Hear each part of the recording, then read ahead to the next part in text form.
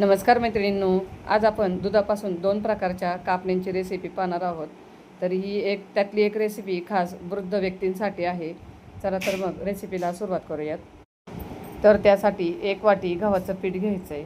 आता हे गव्हाचं पीठ एका ताटात काढून घेऊयात आणि आता एका पातेल्यात पाव वाटी कोमट दूध घ्यायचं आहे आणि त्या कोमट दुधात अर्धी वाटी गूळ टाकायचा आहे आणि आता हा गूळ पूर्णपणे विरघळून घ्यायचा आहे। तर इथे तुम्ही पाहू शकता कोमट दुधात हा गूळ पटकन विरघळला आहे। आता पिठात पाव चमचा वेलची आणि सुंठपूड टाकायची। आता ही सर्व मिक्स करून झाले की यामध्ये हे दूध गुळाचं पाणी टाकायचं आहे। दूध गुळामुळे कापण्यांची चव खूपच भारी लागते आणि छान खुसखुशीतही होतात। आता इथे मी सर्व पाणी हे गाळून घेतलंय।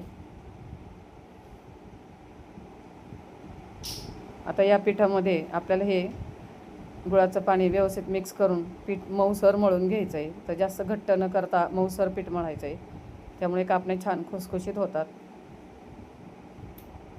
तरी ते आपलं हे पीठ छान असं मऊ करून झालं आहे, व्यवस्थित मळून झालं आहे।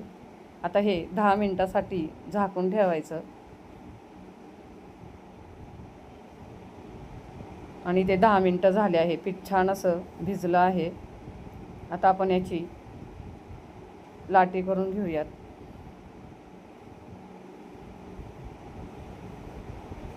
आता हा गोळा पीठ लावून व्यवस्थित असा लाटून घ्यायचा आहे। तर जास्त पातळ न करता थोडासा जाडसर असा लाटून घ्यायचा आहे। तर इथे तुम्ही पाहू शकता अशा पद्धतीने आपल्याला थोडंसं जाड लाटून घ्यायचं आहे। आता हे कापण्यांच्या आकारात कट करून घेऊयात।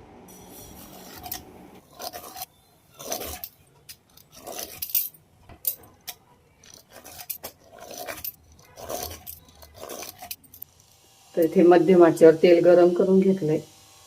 गरम झाले का चेक करूया। तर तेल व्यवस्थित गरम झालेलं आहे। आता गॅस पूर्णपणे स्लो करायचा आणि आता ह्या कापण्या ह्या अशा उलटण्याच्या सहाय्याने आणि ह्या तेलात टाकायचं।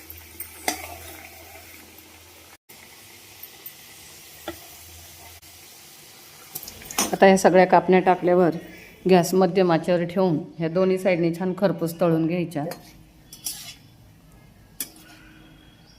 तर इथे आपल्या कापण्या छान अशा तळल्या गेल्यात। आता ह्या काढून घेऊयात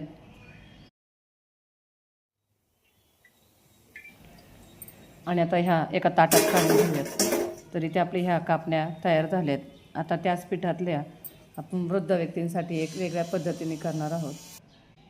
एक उंडा घेऊन याची मी चपाती लाटून घेतली। आता ही चपाती आपल्याला तुपावर भाजून घ्यायची। तर वृद्ध व्यक्तींना ह्या अशा कापण्या खाता येत नाहीत, तर त्यांच्यासाठी ही एक छान अशी आयडिया आहे। अशा पद्धतीने ही चपाती करून छान तुपावर खरपूस भाजून घेतली की ह्या चवीला खूपच छान लागतात। जशी कापण्यांची चव लागते ना, तशीच ह्या चपातीची ही छान अशी चव लागते आणि ह्या मस्त अशा खुसखुशीतही होतात। तर वृद्ध व्यक्तींनाही कापण्या खाण्याचा आनंद घेता येईल। तर इथे दोन्ही बाजूनी छान ही भाजून झाली। आता एका ताटात काढून घेऊयात आणि आता आपली दुसरी ही चपाती ते तयार झाली आहे। तुम्हाला तर ही तोडून दाखवते। तर पहा मस्त मऊ पण झाली आहे आणि लगेचच तुटते।